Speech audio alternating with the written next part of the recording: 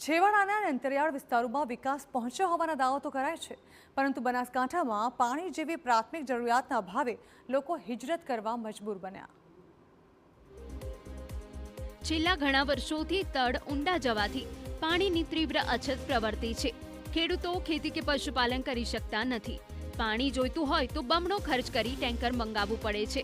લાખો રૂપિયાનો ખર્ચ બોર માટે કરાય છે, પરંતુ પાણી જ ન હોવાથી બોર પણ ફેલ થાય છે, જેના કારણે ગામના 60 થી 70% લોકો મુંબઈ, સુરત, નવસારી, પાલનપુર જેવા શહેરોમાં હિજરત કરી ગયા છે। નળમાં પાણી ક્યારે આવશે કોઈ નક્કી નથી। આવે તો થોડા ઘણું આવે, એકાદ ઘડો ભરાય પાછું જતું રહે। નિગમની વ્યવસ્થા છે પાણીની, પણ છતાં એમાં ક્યારે પાણી આવશે કોઈને ખબર નથી।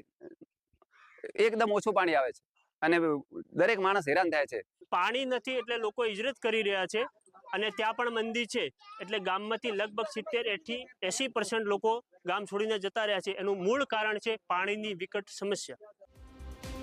એક બાજુ સરકાર દરેક ઘર સુધી પાણી પહોંચાડ્યાનો દાવો કરે છે, પરંતુ મેવાડા ગામના લોકોને પીવાનું પાણી પણ પૂરતું મળતું નથી। ત્યારે હવે તંત્ર પાણીની સમસ્યાનું કાયમી નિરાકરણ લાવે તેવી માંગ છે।